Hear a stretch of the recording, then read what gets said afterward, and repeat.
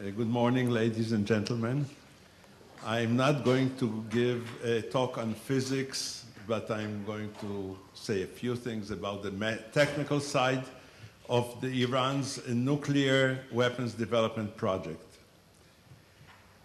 3 weeks ago, on the 25th of September, Iran wrote a letter to the International Atomic Energy Agency, the IAEA in short, in Vienna, informing it that Iran was building a small underground uranium enrichment facility. In a way, although almost no one wrote it, this was the smoking gun that everyone was looking for in order to pin down and verify that Iran was indeed embarking on a nuclear weapons development project. And I'll explain how the whole thing went. First, really a very few technical words. There are several forms of uranium called isotopes, out of which two are important. One is the most common uranium isotope, which is of the weight 238, and the other, which is very, very short in supply in nature, is uranium 235. The 235 isotope is the one which is needed in order to produce nuclear weapons. It is what is called a fissile material. It can undergo fission, and properly handled, it can make nuclear weapons. The abundance of the 235 isotope is only 0.7%, almost nothing. Uranium is a very heavy metal, and if you want to separate one isotope from the other, it is a very difficult technical process. One of the processes which is commonly used now in the world is gas centrifuge isotope separators. The uranium is transformed into gas. The gas is put into these very, very delicate and intricate machines and is thereby enriched. The percentage goes up from 0.7 to several categories. If it goes up to, let's say, 3.5 to 5%, it is low enriched uranium, or commonly called LEU. If it goes up to 90%, it is high enriched uranium, HEU, and the HEU is, pardon? No, 90. 90%. That is needed for nuclear explosives. Okay, the problem is that the gas centrifuges can do very little work. So you need thousands, or in the Iranian case, thousands of these are needed in order to produce the required amount, either for a reactor, which is a 3.5 to 5 LEU, or for nuclear weapons. Legally, any country under inspection can produce low-enriched uranium. There are no limits to that. And no country is permitted, it's not a law, but it is commonly stated, no country should enrich uranium beyond 20%. What happened in history was the following. In August 2002, an Iranian dissident movement informed the world in Washington, D.C., that Iran was developing nuclear weapons, and it had a huge underground uranium enrichment facility.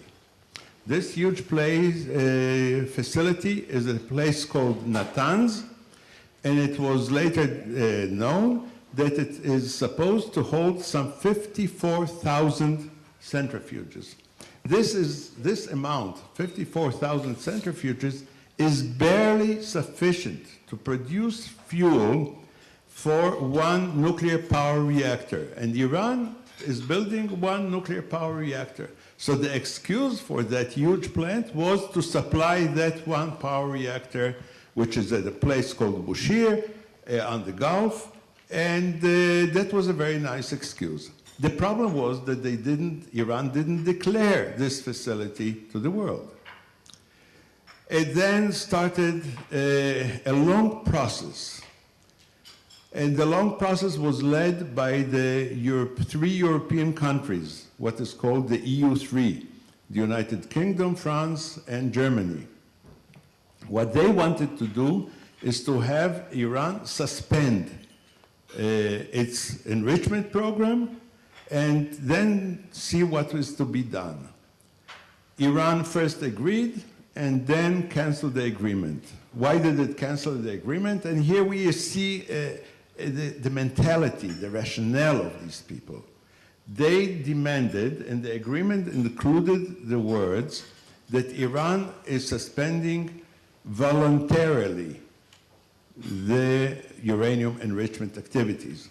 Once the word voluntarily was there, I think that we in Israel, who thought about it, immediately knew that that was the end of that agreement. Why was that? Because in Europe, the word voluntarily would usually mean goodwill, showing goodwill. And in Iran or the Middle East, saying voluntary, okay, it's well, we volunteered it and we can take it away. And that was what happened.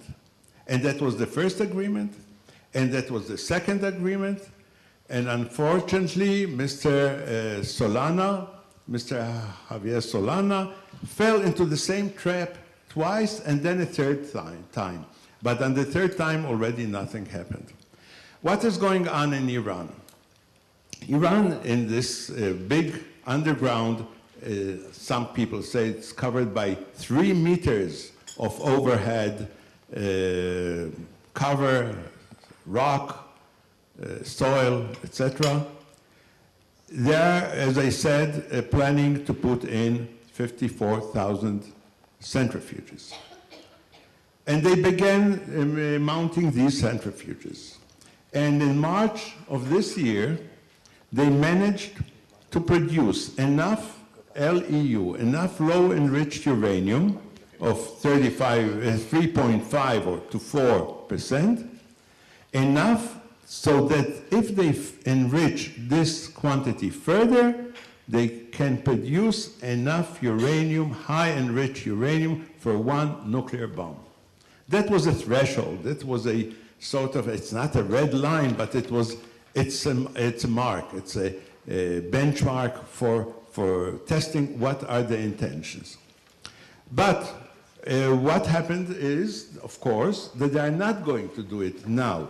They are going to proceed and amass a further amount of this low-enriched uranium until they can arrive at a sufficient quantity for, let's say, 3-4, and if the political situation will be right, then they could enrich it to high-enriched uranium. Why could they enrich it? Because the centrifuges are exactly the same. It is the same machines. It's a bit different setup, but these are the same machines that they used to get to low-enriched uranium. They can get it to high-enriched uranium. And they can get there within, let's say, 1 year after the decision. It's slow. 1 year is slow. They could probably get to that. Repeat the point. They have now enriched at the level of 3.5%. Yes. You need 94 for a bomb. Yes. And what will happen? And so they did not make a decision now to go beyond 3.5%. No, apparently not. What will take them a year? To enrich it from the 3.5% to the 90% level, more or less, and then produce the nuclear bomb, or and this is the point I'm arriving at now. A nuclear weapon, there are 3 parts. The joke says that everything military has 3 parts. The first part is the fissile material, is the uranium, the enriched uranium. The second part is what is called weaponization, because the enriched material, the uranium, is made into a sphere, into a ball, But to explode it, to produce a nuclear weapon, it needs a very specialized technology, an implosion. There is also another technology, but it's very wasteful. So they need this, they need the explosive to implode the sphere, etc., etc. It's a complicated process. And the third thing, of course, is the delivery system. In the case of Iran, it will be most probably missiles, because their air force is very dated, outdated, and it's not a good, very good air force. Now, Professor Menashri said in his talk, he mentioned the NIE, the National Intelligence Estimate of the American intelligence community. And to many people's mind, including my own, they made a very grave mistake in saying that the nuclear weapons development, which means the weaponization part, the second part, was apparently stopped in 2003, and up to 2007, which was the date of the publication of the NIE, it was not renewed. This program was not renewed. Why people beg to differ? For two reasons. One is the reason that they probably did receive from Pakistan the blueprints for a nuclear weapon design. It's quite possible, and it's more than that, because Libya, who was far behind Iran in developing nuclear weapons, it didn't even enrich a gram of uranium, it had these blueprints. So it is correct, I think, to assume that Iran had these same blueprints, and it did not really need to develop the weaponization. It needed only to apply the blueprints to manufacture the parts. So it is very, very possible that they achieved whatever they want in 2003, and they didn't need to do any further work on the development. Another possibility is that, as we know now, Western intelligence is not all that good. It is good, but not all that good, and it is possible that those activities went on secretly in concealed facilities. And since now we know that they had concealed facilities from the newest information, they can have other concealed facilities where the activities take place. Therefore, to assume that they did stop would have been a mistake. If we already are talking about the intelligence, there are differences in time estimates. Some intelligence services all over the world think that the date will be something very early in the next decade, 2011, 2012. Date of what? The date of being able to produce nuclear weapons if the decision is politically taken. You have to have a political decision in order to produce a nuclear weapon. Everything can be ready. Everything can be ready and waiting. And it can be ready from the dates I just said. It doesn't mean that they are going to do it at that date. We have to be very, very clear, because we have to be very careful. They're not going to have a nuclear weapon in 2012. They will have the potential to do so. They're not going to do it, or they're going to do it. I would say in a minute. Then comes the NIE is much vaguer about it. The differences of opinion come because of a few reasons. First of all, it's the reason that some intelligence services, like I would say the Israeli ones and some others, we take the worst case. Worst case is what you have to prepare for. I think that the Americans, and if you read the NIE, you'll see the words high probability and low probability and medium probability, and the word certainty doesn't appear there. But if you take a reasonable probability, the date is not so close. It depends what your actions want to be. If you take the American dates implied 2014-15, there is time. Unfortunately, the time is not there because the Iranians, as I said long before, in March they already had the low-enriched uranium in a quantity which is sufficient if they want to take the decision to further enrich it to 90%. What is the problem? They have many problems, not technical. None of the problems are technical. There are political problems. There are problems to do with the NPT, the problems to do with the IEA. Are they going to do it secretly? Are they going to have what is called a breakout scenario in which they say, we don't want the IEA there, the inspectors there anymore? It's a big, big political decisions. And then what will happen? Let's say that they break out and they take the uranium and they start enriching it further. What will the inspectors do? Will they say they are enriching further, or they'll say, as usual, we are going to look at it and we are going to inspect it and we have to verify what we think are true? It's a very complicated business. So at the moment, the Iranians are doing nothing of the sort, so far as we know it. So far as we know it. Let me come back to what I said at the beginning, that the place, the new installation near the ancient city of Qom is the smoking gun. Why is it the smoking gun?